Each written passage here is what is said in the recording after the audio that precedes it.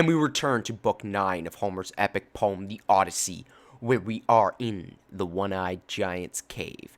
Now, if you have yet to catch up to this point in the story, or have just stumbled across this video, then down in the description below is a link to a playlist where we can listen to the entire epic poem as it is being recorded. And if you'd like a copy of the Odyssey with the Iliad attached, there is also an affiliate link where you can purchase a copy to follow along.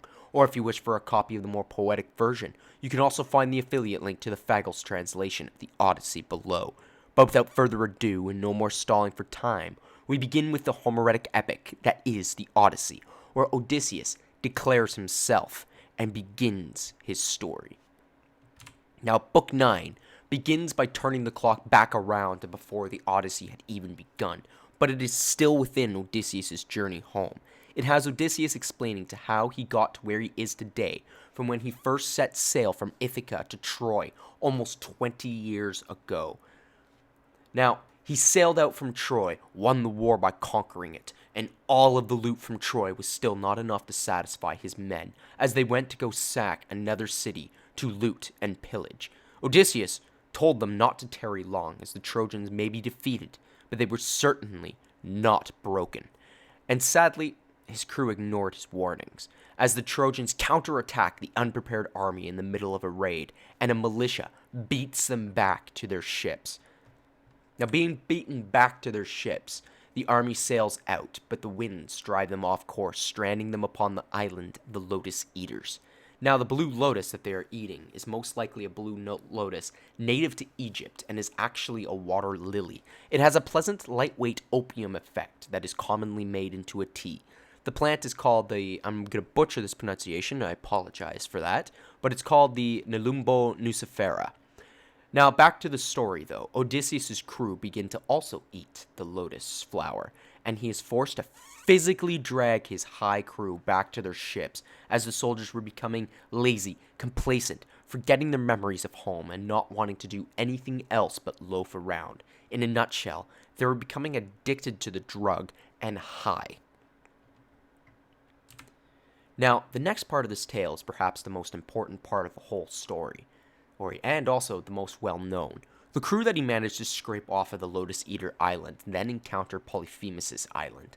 Now, Polyphemus is a giant cyclops who traps Odysseus and his scouting crew in this cave by blocking the exit with a boulder that no man could ever move. Odysseus asks the cyclops for guest friendships, who responds by eating a couple of the crew. Now here we start to see Odysseus' mind turn as he hatches a plan to get the Cyclops drunk. He gives the Cyclops a sack of wine, who drinks it down heartily. Now drunk, the Cyclops asks for Odysseus' name, to which he tells the beast that his name is Nobody. Polyphemus promises that nobody will be eaten last of all his friends, as gift, in response to the gift of wine, before passing out, asleep. Now, wasting no time, Odysseus and his crew scheme how to get past the giant boulder, since if they kill the Cyclops, they will themselves starve to death, being unable to move the boulder out in front of the cave.